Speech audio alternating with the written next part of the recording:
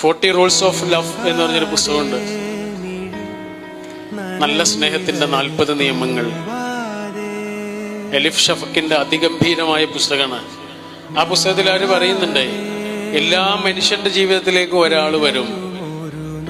ഒരാൾ ജീവിതത്തെ ആകെ മാറ്റിമറിക്കുന്ന ഒരാൾ.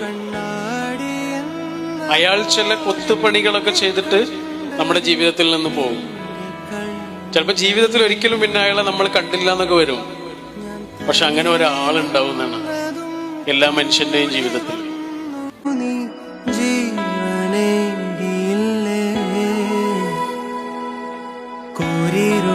പടവിൽ മുന്നിൽ മിന്നിത്തെളിയാൻ പൊന്നിൻ താരത്തിരിയായി നീ